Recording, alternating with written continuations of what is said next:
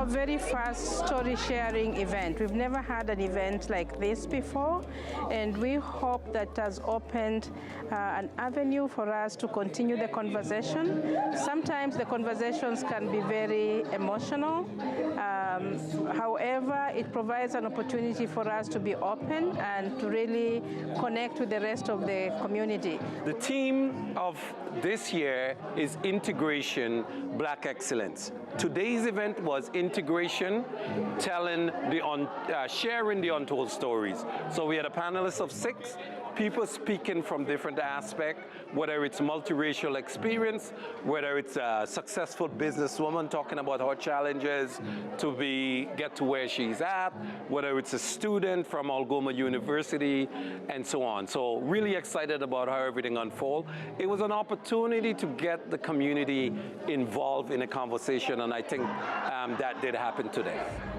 And first and foremost, I would like to take this opportunity and thank the City of Sault Ste. Marie and the cultural financial assistance that we received from them that made it possible for us to be able to hold this event here. I would also like to thank the Grand Gardens for hosting our event.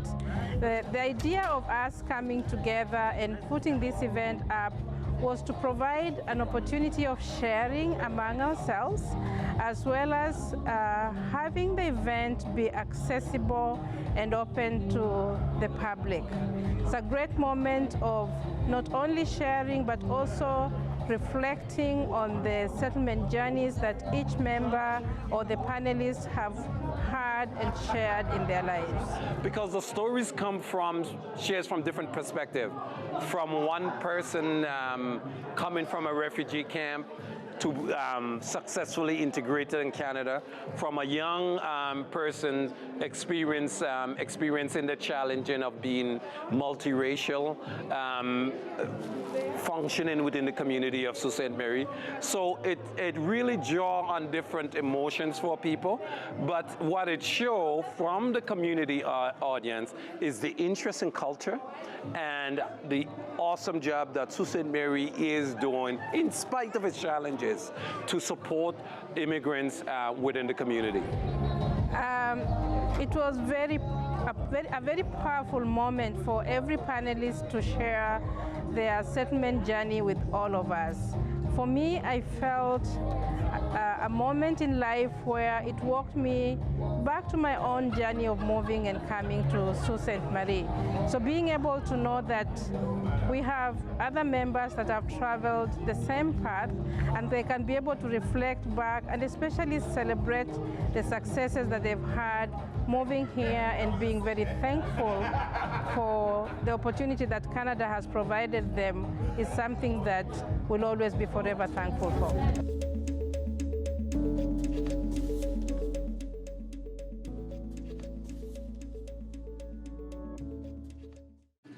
You're welcome to our very first storytelling event.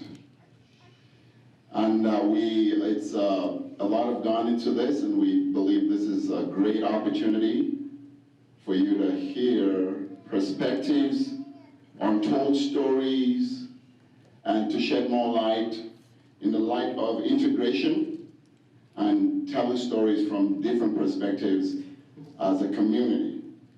My name is Gabriel Arava. I will be anchoring today with my friend here, Rimas. So Rimas will take over right after I introduce the panelists to you. They'll tell you a little bit more about themselves today. First will be Janet and Morris and Emma. We have Shama and Yahaya, very good, and of course, Pauline. Please can we put our hands together for them? Awesome, awesome, thank you so much. Okay, over to you, Rimas. Thank you, Gabriel. Again, welcome everyone. Just quickly, housekeeping, the bathrooms are outside of this door to the right. At any point, these are very vulnerable very raw stories that people are telling their stories. So at any point, if you feel uncomfortable, if you feel triggered, please be free to leave the room and re-enter at your leisure. There's no issues with that. We will first hear from the panelists, and then we will open a discussion session, and we really hope to hear from the audience, from you guys, you folks, to talk about if there's anything you identified with, if you have any questions, any points of clarifications, please feel free to bring them up. I encourage everybody, now that everybody has a smartphone, use your notepad, because we'll be listening to all 6 first. So in case you come up with a thought or a question, feel free to write it down, so when the time comes, you'll be able to address it. I would like to introduce Jane to give us our opening remarks. Jane is the president of ACCANO, and she has been amazing, so without further ado.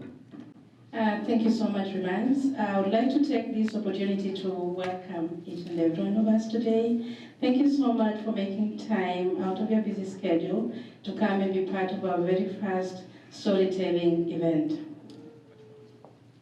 We would like to begin by acknowledging that we are on Robinson Huron Treaty territory, and that the land on which we are gathered is the traditional territory of the Anishinaabe and Métis people.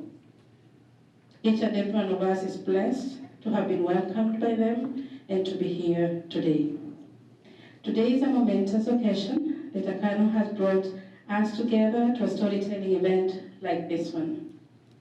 We thank all of you again for making the time to come. All I'd like to say is sit back, soak it in, and enjoy greatly. Thank you.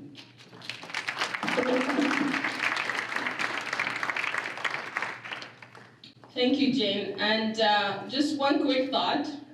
Storytelling is very integral to all of our cultures, and it's mostly done in a circle. So we tried our best to give you that feel with a splash of all of our cultures and heritages all around. So please feel free to take a closer look. Also, there's usually, it's story time in the evening under the tree with the fire. So we have fire to get us at the mood. And if you notice, there's different fabric, metaphorically, I guess, that is laid in front of you in the middle of the circle. So, and also we have the, the beautiful Sophie, don't be shy. She's sitting there with coffee, because usually it's coffee, it's popcorn, and some treats that we'll introduce later. Whenever we're telling stories, right, there's always that element. And this is a very traditional way of having coffee from the Sudanese, Eritrean, and Ethiopian culture. And so we have beautiful Sophie there representing. And without any further, let's get this going. Yeah, thank you very much, Remus. All right, here we go. So get ready, everybody, and hear from Africa. All right, so first, I'm going to be giving the microphone to Janet. And Janet, here we go.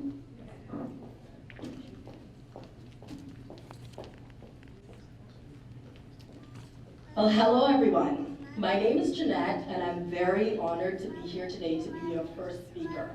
You might hear my daughter in the background screaming, Mama. I am the proud co-owner of Diamond Engagements and Driver's Seat Soothsayery. I also work in finance at Social Services, and I am the proud mother of 2 amazing biracial, multicultural kids. My son is Liam, he is 6 years old, and I have a 17-month-old Lauren. And by that statement, that should explain how fulfilling, entertaining, hectic, and crazy my life is. My entrepreneurial journey has not always been an easy one. We have had very, very tough times in the early beginnings, but nothing that you truly want is easily attained. I will start with a statement that was told to me and about me in many different ways throughout the phases of my journey. And not all of it was meant positively. And it reveals some of the environment in which we had to deal with and still have to today. And the statement is, if she can make it here, then anyone can. But before I get deep into that statement, I will give you a little background about myself, which should help clarify the first intention of that previous statement. I am an Afro-Caribbean, Black, or whatever you want to term it, and I'm a strong-minded, determined woman. I'm originally from the Bahamas, and I came to Canada 14 years ago, and 12 years in the Sault. I have been with Stephen, who was born and raised in the Sault, for 11 years now. I came to Canada as a young adult in my late 20s and an international student.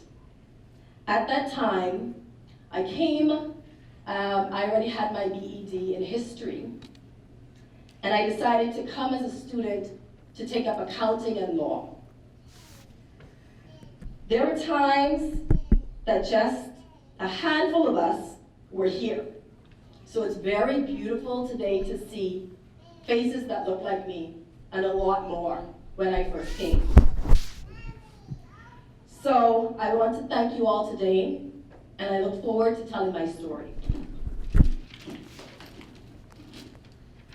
When we started Diamond Engagements, which is a decor and event company, I found out several months later that I was going to be a mother. Every parent knows that at a certain stage in our kids' lives, planning and scheduling anything is almost unattainable, and to attain it is with great fortitude.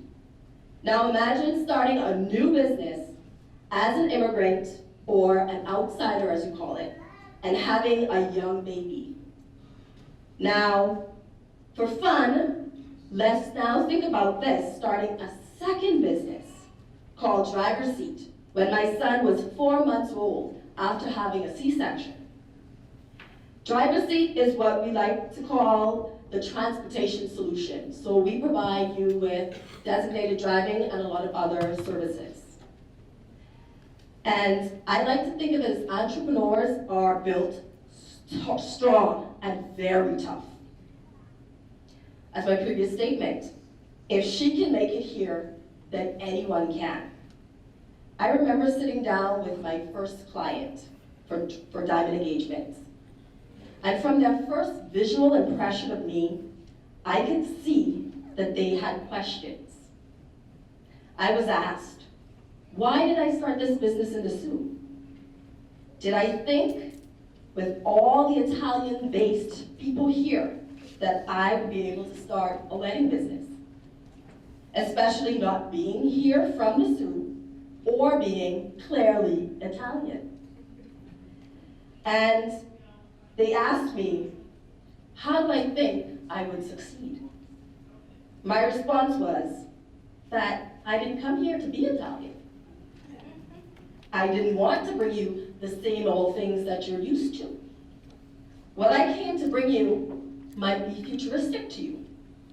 I came to bring you my culture, my talents, my vision, and I came to bring it to this playing field.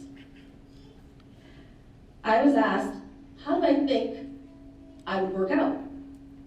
Well, I came here to shake things up, I said. And I guess that's what I did. Because 7 years later, we're still here, creating trends and creating beautiful designs in this city. And we brought a lot of things that the city has never seen before. Now I'll tell you about Driver's Seat. Like Diamond Engagements, it was a labor of love. There were many, many nights in our first year that Stephen and I were our only drivers. And having a 4-month-old, I remember him coming to me and telling me, "Hun, I decided to start a business."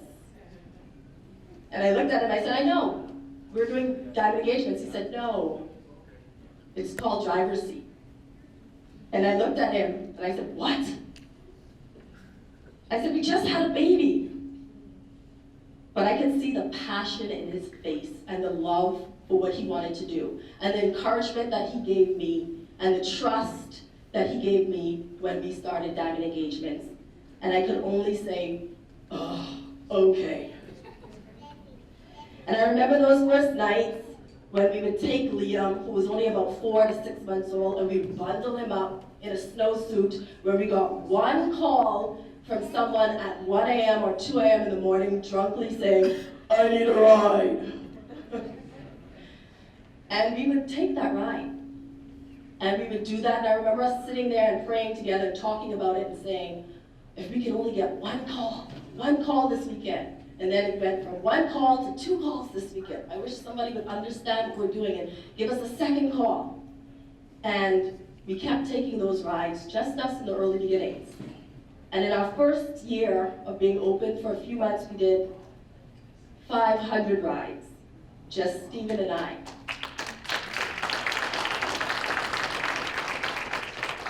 And we gave up all of our weekends and our late nights. And if we didn't stay dedicated and took those rides in the early beginning, there would be no driver's seat.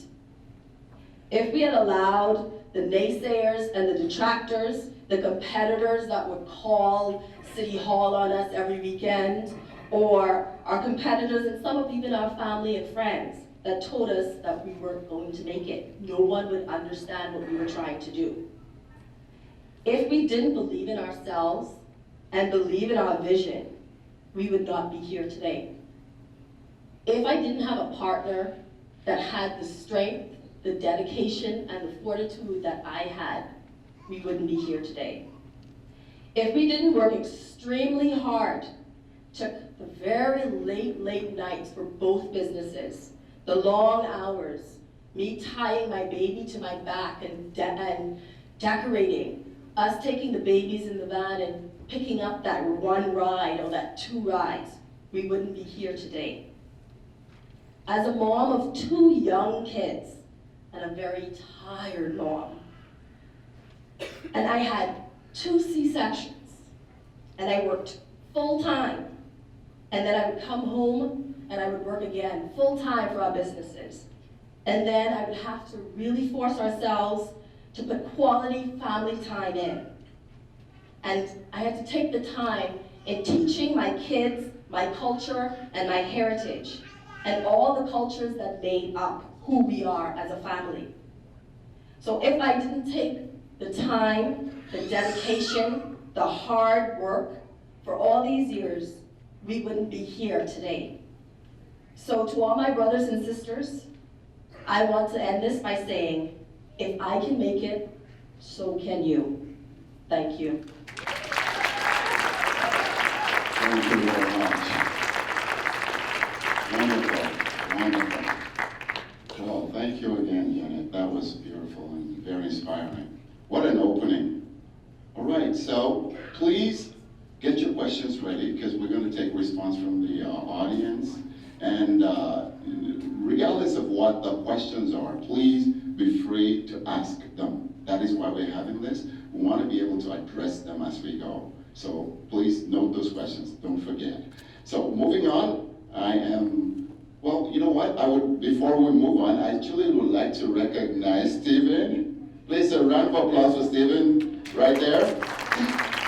The man who's been standing very strong, and of course, Liam and Lauren. That is wonderful, 2 wonderful babies, and thank you for doing that hard work together. Okay, so moving on is Morris. Please put your hands together for this gentleman.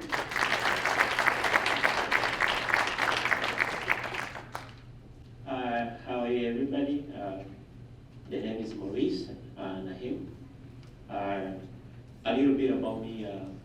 I'm a graduate from social work. Currently, I'm a student in criminal justice.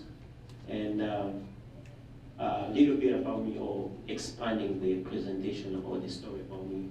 So I am a survivor from the genocide. That's 1995. I was born in the middle of the Congo in Rwanda, when everything was war, meaning that you could not find the south, neither east. You couldn't see where you're going. Being born in genocide, lost lots of family, I was unable to see most of my family, and I had to move in the refugee camp in 1997, that is in Uganda.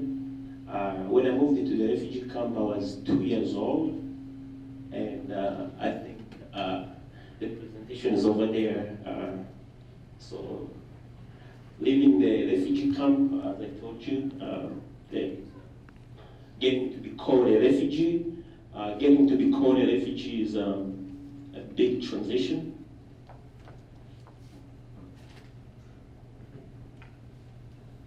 Yeah, being called a refugee, as you can see most of the pictures there, when I say that I'm a refugee, I think most of you have already felt a little bit sad or felt sorry for me, but don't feel sorry, don't. It's a beautiful thing to my own understanding, very beautiful thing. When you see the pictures, living the refugee camp in the shelters, living the life you cannot even define, having no medication, no school, you will feel sorry, I know. All of you have already felt that already, but don't feel that. To me, it's a big transition, and I love it to my own understanding. To be called a refugee, to me, it's like a flag of victory or holicity. I take it like a big, big empowerment to me. It have brought me from where I cannot define.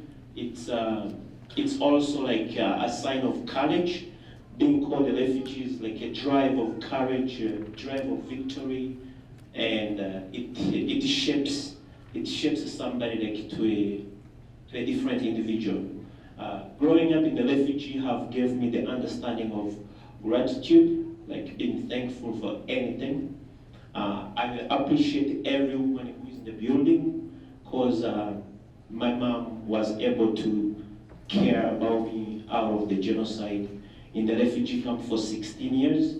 Later on, we moved here in 2014, and it's the appreciation I give to every woman, because my mom was able to look after me, care after me, give me everything I wanted. And later on, in 2016, when I joined school for my social work, she departed from us, but I managed, because she raised me like a strong man, and being able to live by myself for the past 4 years when she departed, it's a blessing and it's an eye-opener.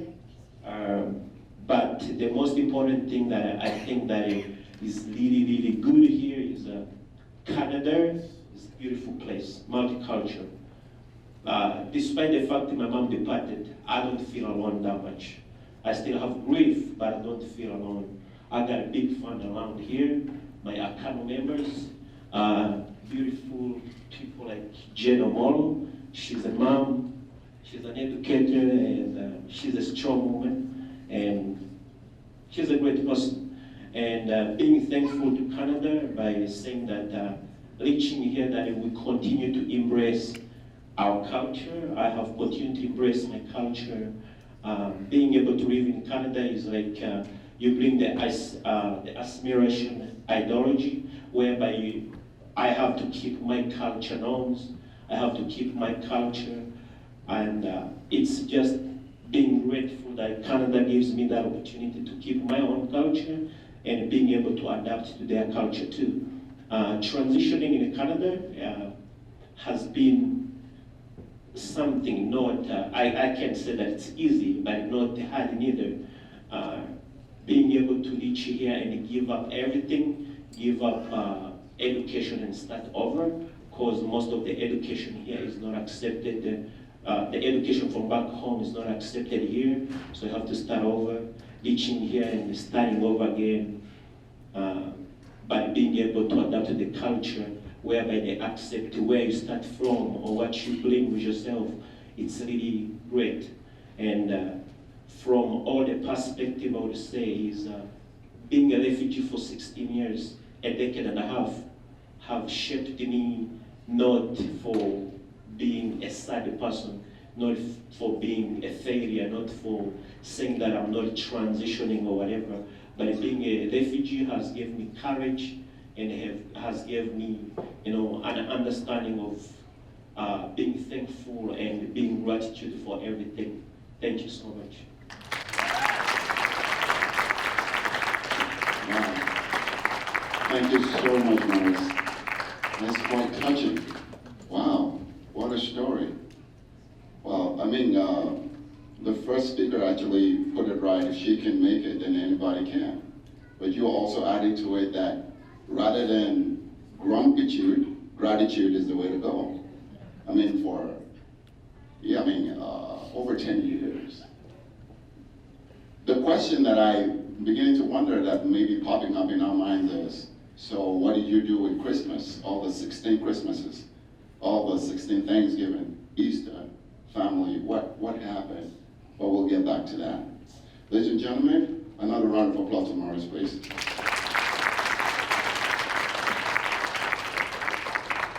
As we fondly call her, young, dynamic, and gifted, please welcome with me to the microphone the beautiful Emma. I'm actually going to come up here.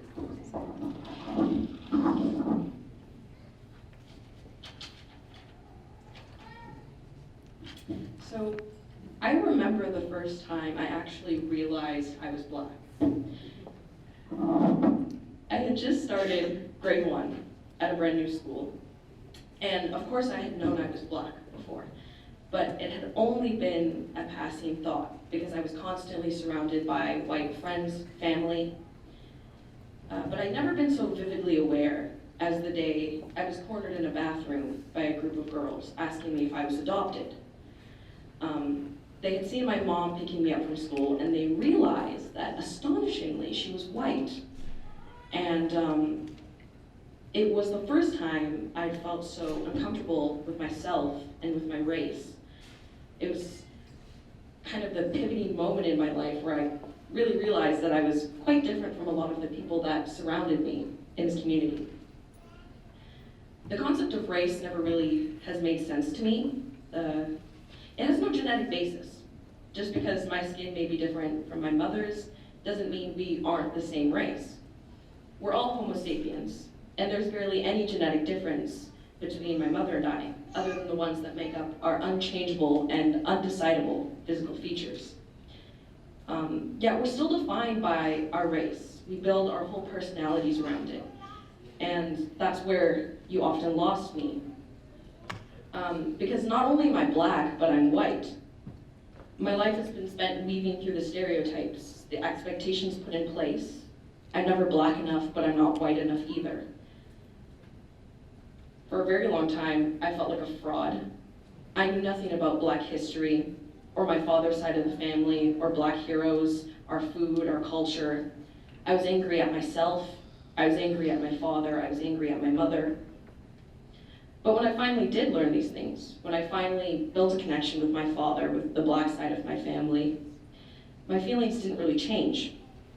It was wonderful to understand more parts of my history and to understand myself better, but I couldn't comprehend that my race was only a very small part of my huge personality, the things that make me me. Living and growing up in the Sioux has been kind of a blessing and a curse. My life is nothing to complain about. I love my mom, my school, my friends. The people around me are so fantastic. But growing up, I've looked around and seen people who look nothing like me and who experience life completely differently than me. And the culture here can sometimes be very tiring. There's lots of comments and nothing is ever direct, but you feel tension and discomfort at times.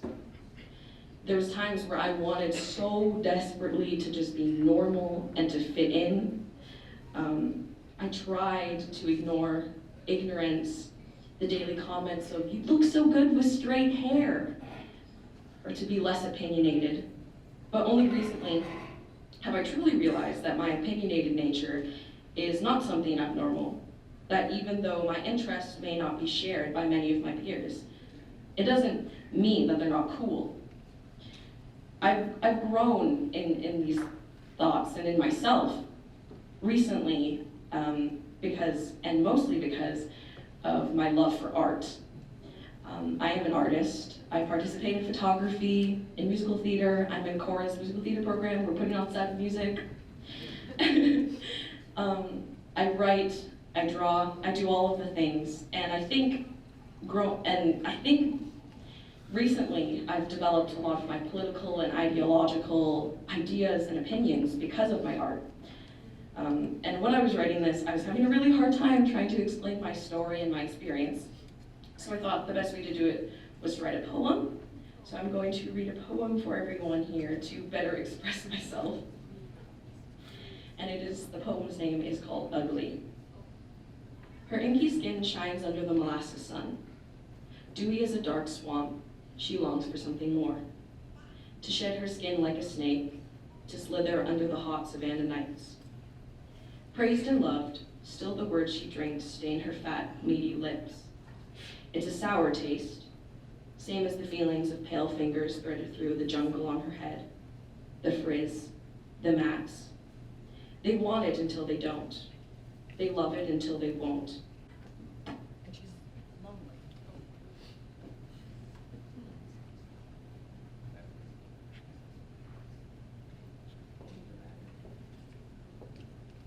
Okay, I'll just project. Oh, it's working, okay. And she's lonely, choking on her prayers of love until morning comes, but it never comes. Where did the days go? They sigh. And she sighs too, because she's tired of putting up a fight. And she's lonely from all those sleepless nights.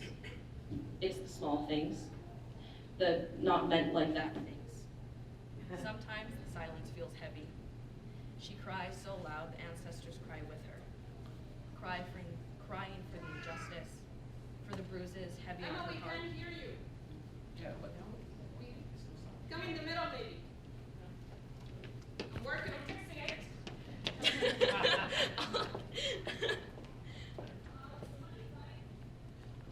She's angry too, as the world's whip strikes hot, leaving golden stories that fall down her back. And within them, she finds the romanticism she needs. When will you be mine, she asks, plucking the petals of lovely knots, like the wool from her coat. And her back hunched from the pain, an ugly thing she was. All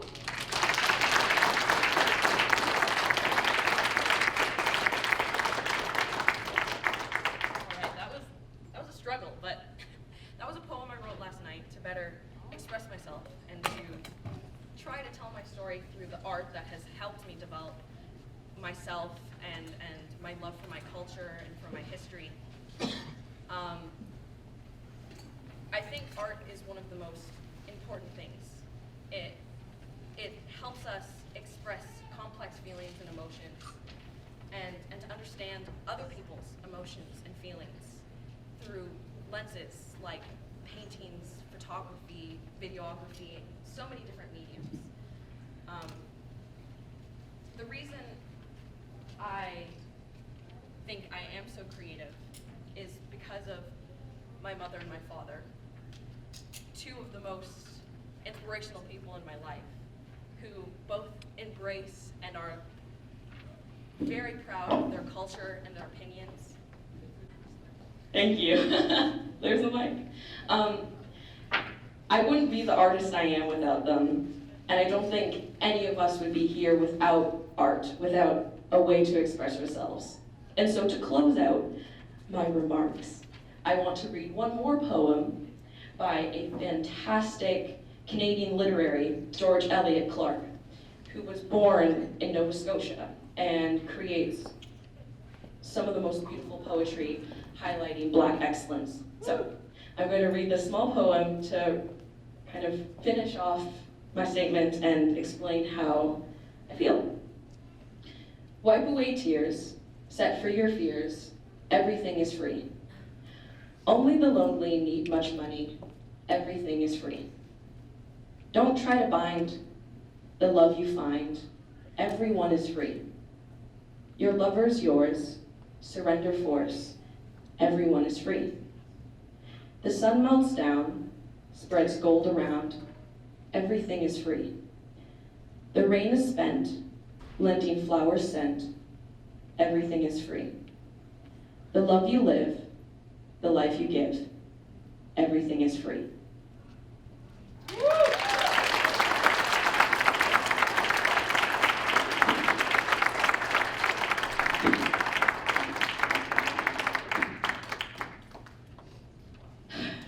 Thank you, Emma.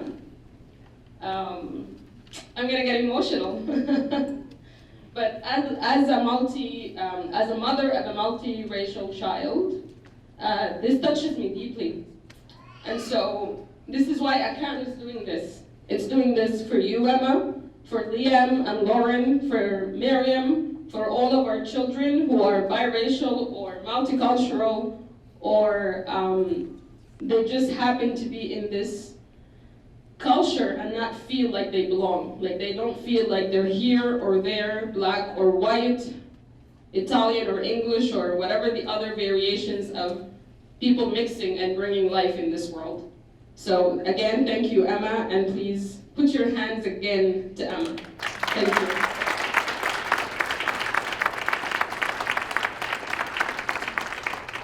And I apologize because I made the next speaker cry as well. So we'll give you a moment if you need it. That's completely okay.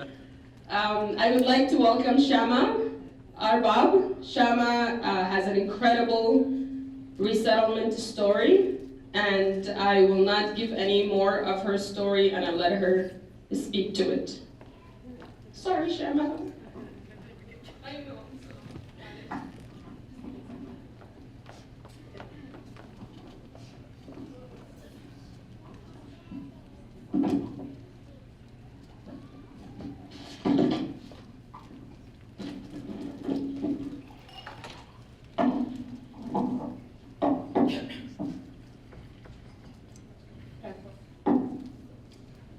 Canada was a big dream for me and my family and everyone else at the camp.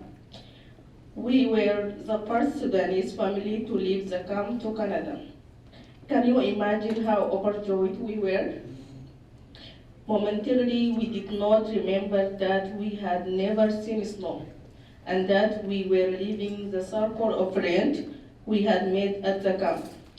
That we were going to a place where we didn't know anyone, and that we would miss the hotness of Kakuma, and that we would have to start alive anew again. Hello everyone. Thank you all for coming today. My name is Shama Arbab. I am mother of 4 wonderful kids. Our oldest daughter Nidal is 10 years old. Our son Ahmed and Asad are 8 and 6 years old respectively, and our youngest daughter Nouran is 10 years. Our kids attend Boreal French School. My husband Muhammad works at Sault Community Career Center. Currently, I am a student at Sault College completing the academic upgrading program. My goal is to pursue the nursing degree program. Today is a very special day for me. I would like to share my story with you. A lot of people ask me, how did you and your lovely family come to Canada? I am Sudanese by nationality. I have a psychology degree from my home country. I and my family lived in a village called Ruka in Darfur, Guinea. It is a very small village and it is so beautiful. I would compare life there to our countryside farm life. We have a lot of animals, sheep, cattle, chicken, camel, and many food crops like cassava, corn, milk, fruit trees like mango and guava, and much more.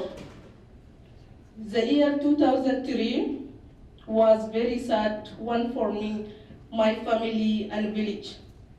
Our village was attacked by the Janjaweed militia They killed and raped and stole our animals and burned down our home.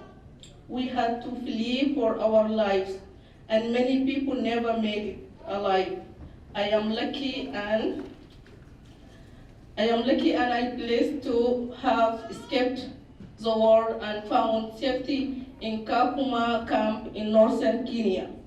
That whole experience, I never wish anybody to experience it.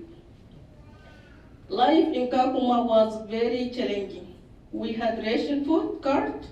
We had to review monthly supplies like flour, salt, sugar, yellow beans, rice, cooking oil, and soap, with no running water and electricity.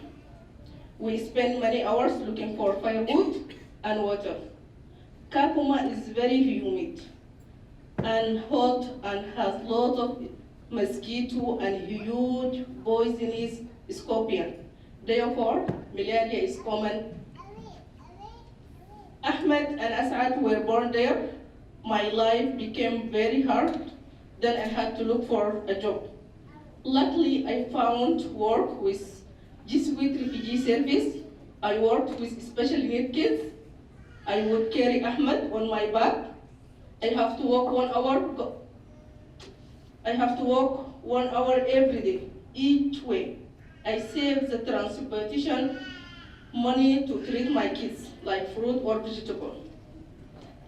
I later found a job with the International Rescue Community in the Community Health Program. I took care for pregnant women and lactating mothers and their children under 5 years. Looking back, I really do not know how I survived there. I went through a lot. I suffered from depression and stress living in the camp. Many of my friends experienced the same. However, all I have to say is that we never as a family lost hope in life. That moment, we received the letter from the UN office informing us that we will go to Canada. It's forever imprinted in my heart and my memory. There was jumping, there was crying, there was laughing, and celebration. You have no idea what this means to me and my kids and my family. I cried many tears of joy. And for me, this market is beginning of a new life. When I saw our sponsor group and the Sault Community Career Center staff at the airport smiling at us and welcoming us to Canada with welcome sign in English and Arabic, the tiredness, nervous, and fear that was in us just melted away. I knew then the stress and depression I felt in my life will be gone. My life was going to change forever again.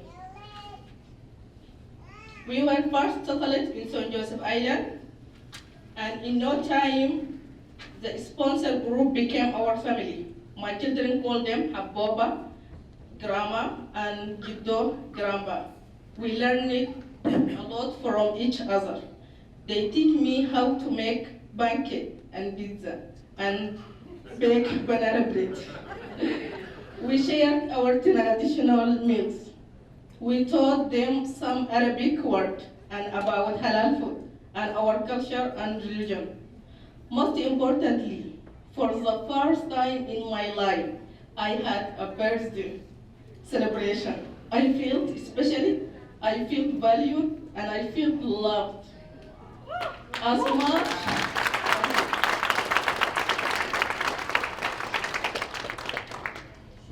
much as I felt in Canada, I felt safe in Canada. Learning English has not come the easy way. We had to make a tough decision to leave beautiful place. We had learned to call home St. Joseph Island and move to the city here so that both my husband and I would attend Link. We excelled in language, and after a year, I was able to transition the upgrading program at the Sault College, while my husband was able to find a job full-time at Sault Community Career Center. Finding job for us completely transformed our life.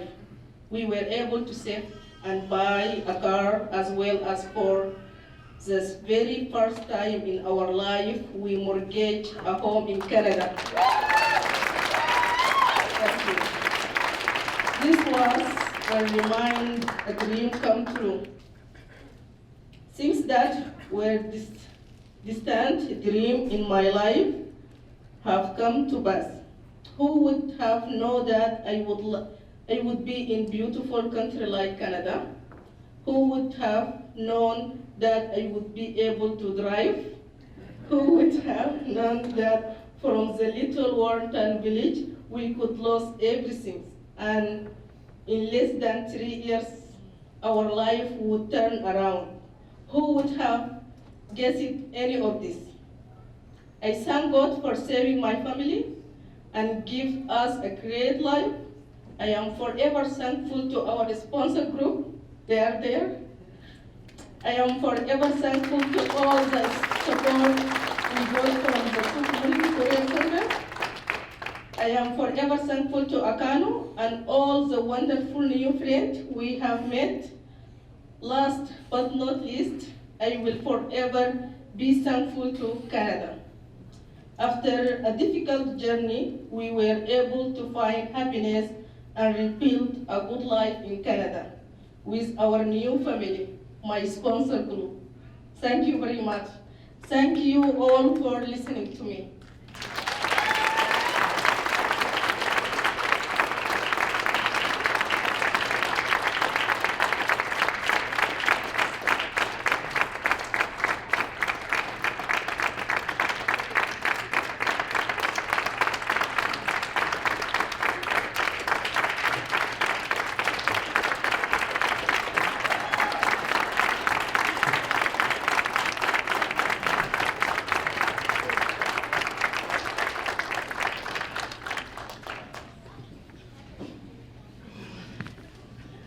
Canada is very, very, very lucky to have you and your family. And the Sault is exceptionally lucky to have you. And we are humbled to be able to hear your story today. So thank you so much for sharing it. And I'm sorry. I'm hoping the next speaker will give me a break and help my tears dry. So I would like to call on Yahaya to share his story, and I'm expecting jokes.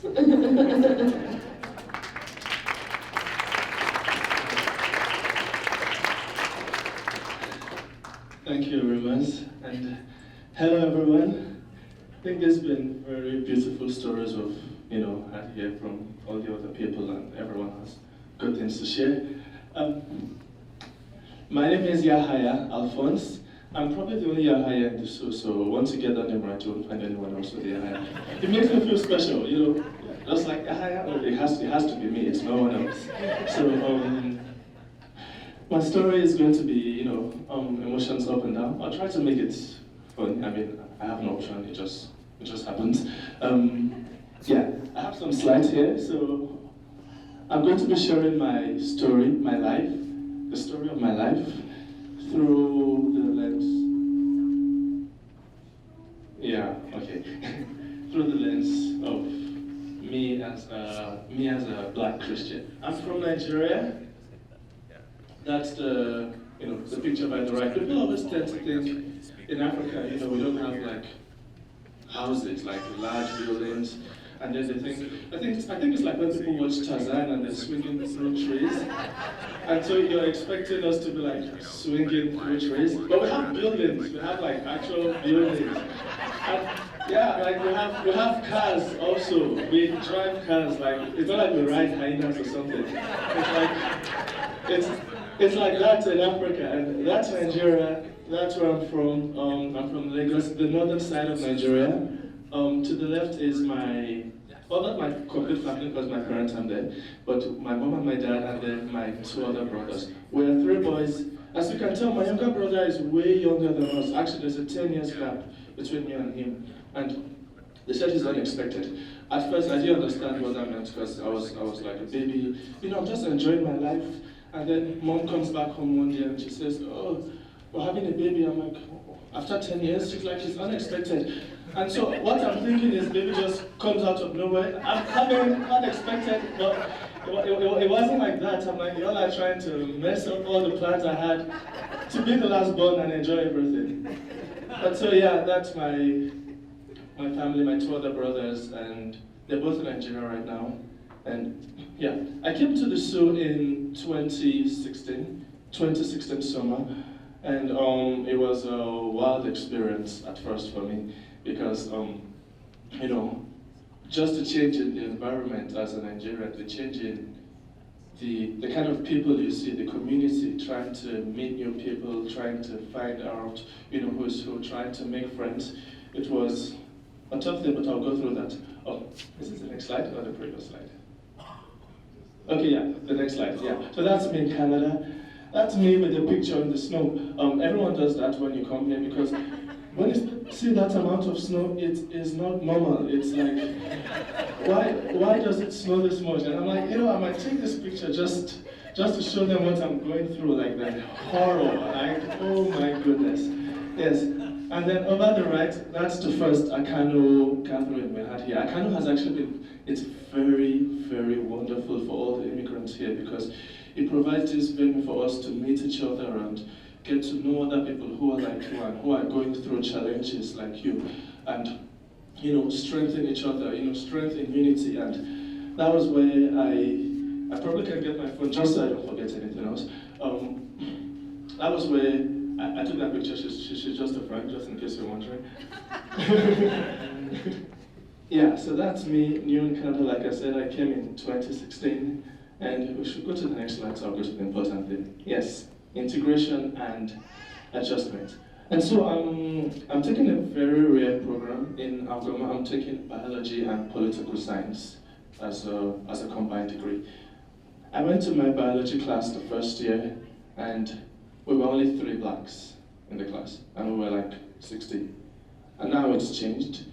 Out of those 3 blacks, 2 of the girls, they transferred to Sault College and they started doing nursing. And so I am the only black in the class. Now, it's a very funny thing, but it's also a weird experience when you look around and you're the only one. I mean, you have friends who you talk to and who you know each other, but they cannot connect with you. You may not always share the same sense of humor or get the same things, and you don't feel that actual real connection as you may want to feel, and so sometimes you feel like you're left out. If any of my friends who are there saying this, I'm not saying you're not a good friend, you're a good friend. I'm just, you know, I'm just saying that. And then as a black Christian male, the first thing I was thinking of when I was coming here was, okay, I have to find a church, because that's where I get my sense of community. And so I started searching around, and then I found this church called Gateway right at Hugo Street near the university, like a 5-minute walk. Very easy for me since I'm lazy, like I just walk there, walk back, and everything. But then, growing up with the black style of church, it's completely different from what I'm saying. It's different. And in fact, my first experience was weird because I entered the church from the front of the church. And so when I entered, it wasn't like I was entering from the back. I'm entering from the back of where the pastor is staying, and so I peep, and then I see everybody, and then I go back, and I'm like, goodness. I'm like, is this how you enter the church here or something? And they said, oh no, like I took the wrong door.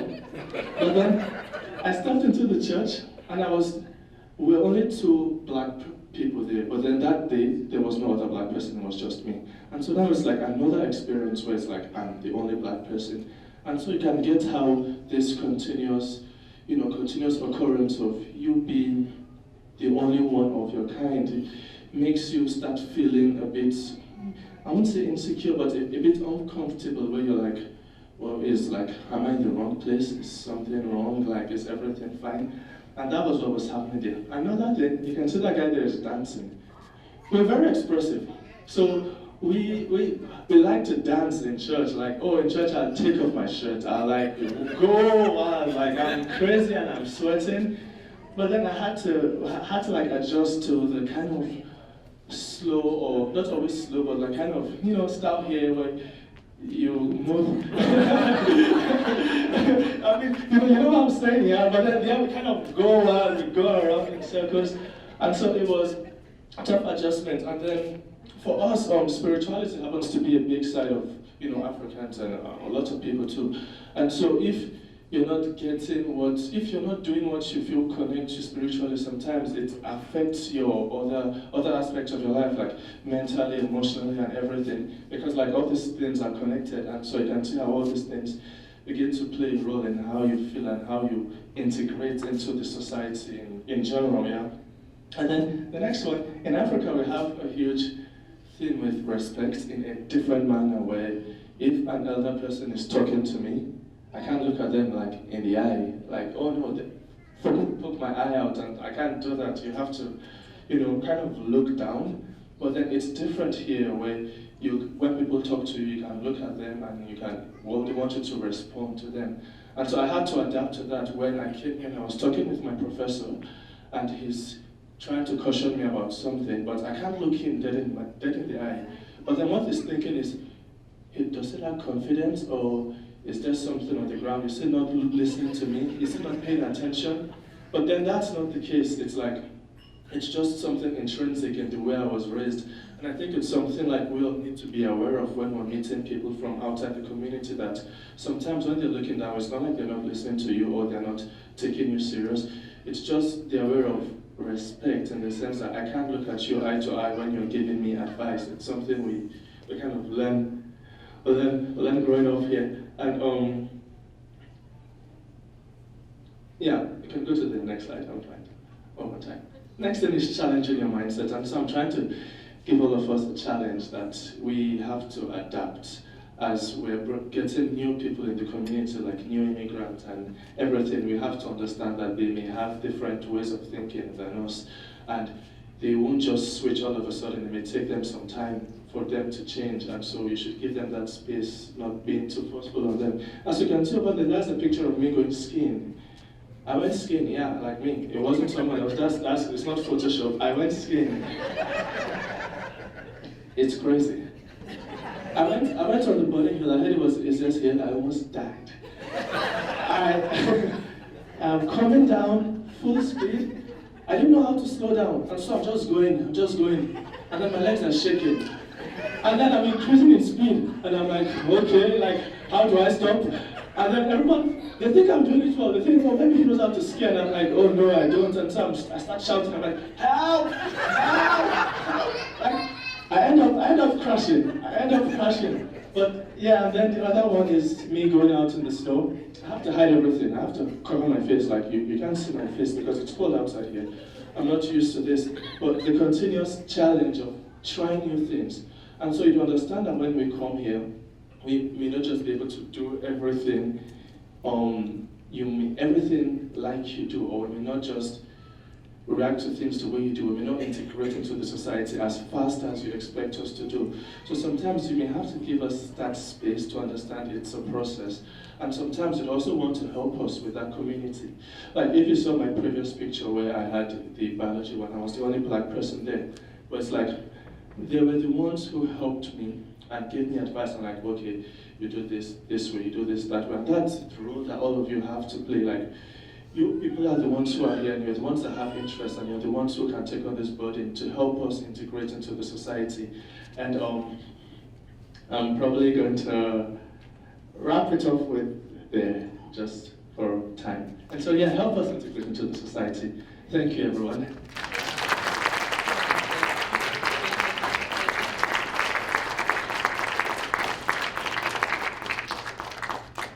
Thank you, Yahaya. Fun fact, it takes 12 to 15 years for people to fully integrate. 10 to 15 years for people to fully integrate. Shama, her family, for all intended purposes, they hit the ground running, but they're still settling. They have not integrated. So yes, give people the space, allow them the time, and it is a work in progress. So thank you, Yahaya, for bringing that up.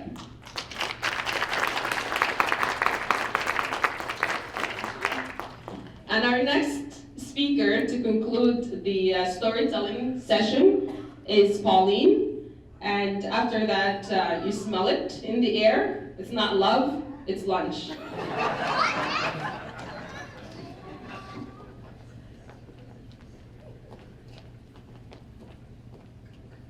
Thanks, Venus. Sorry, I'm just recovering from a really terrible cold, so pardon my voice. So good afternoon, everyone. My name is Pauline Dankwa. I was born and raised in Canada by my two wonderful parents who are of Ghanaian descent. So I like to refer to myself as Ghanaian Canadian because at home I was raised in Ghanaian culture. I have 5 other siblings and I'm the 4th. And I'm a Christian, and I'm very proud to say that I'm a Christian. I'm currently a student at Agoma University, studying a double major in political science and law and justice. My future goals are to pursue a career in the immigration department, and furthermore to work for the United Nations or African Union, so basically foreign affairs. So to share my story with you all, I have 2 short ones.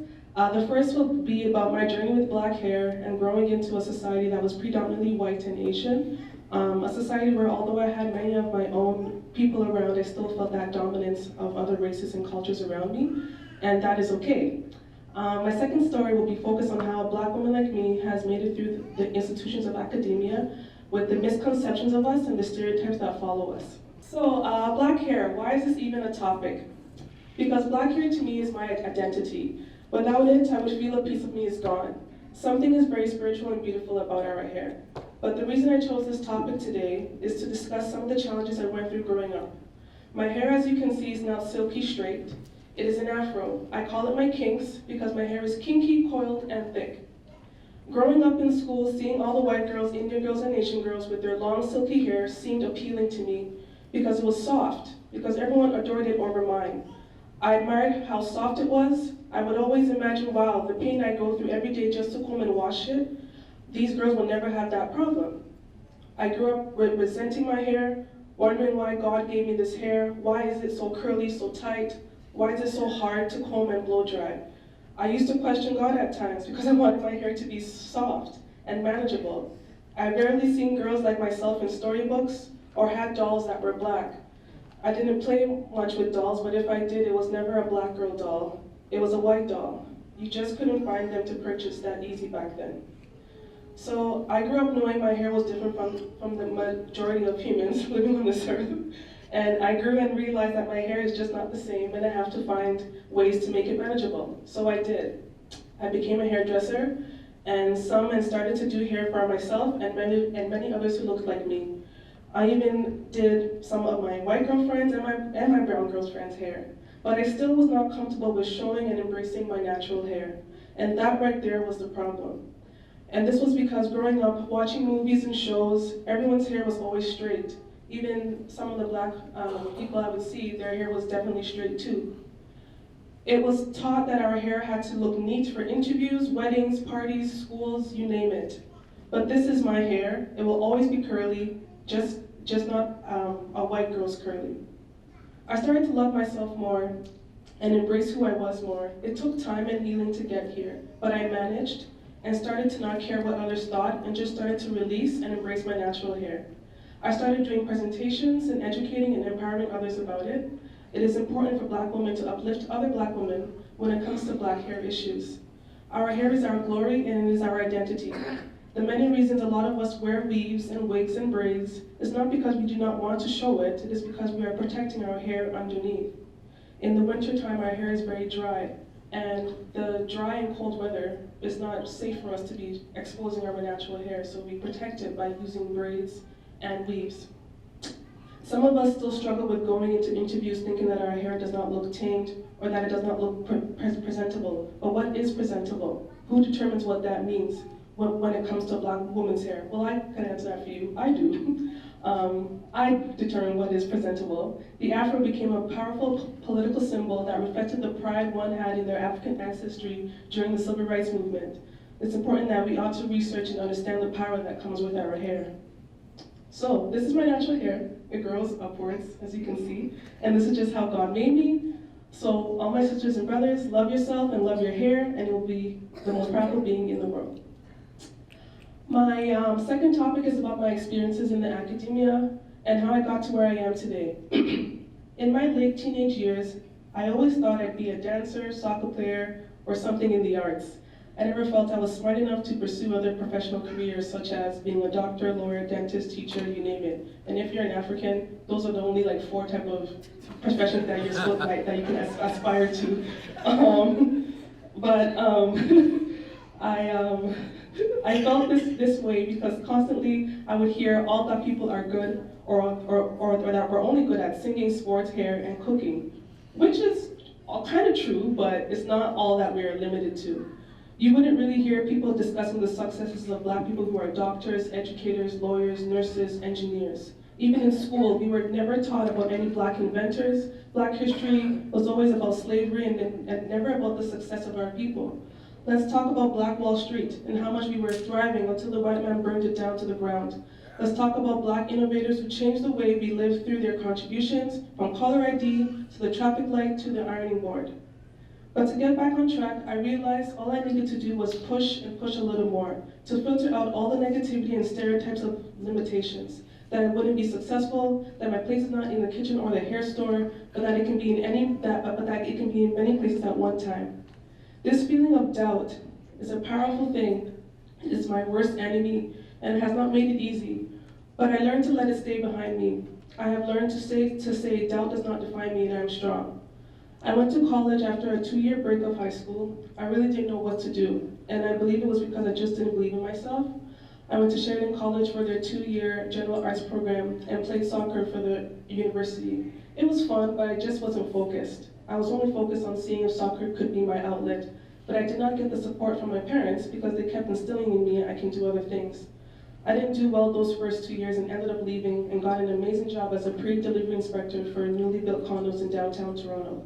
But then I said to myself, this is not me. There's something more for me out there. I have to go back to school.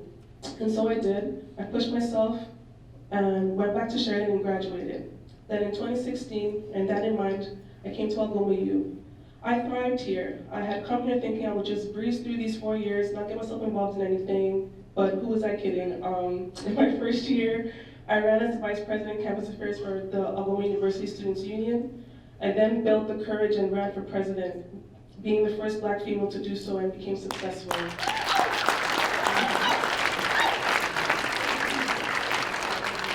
And that in itself was a success, a challenge, and a breakthrough.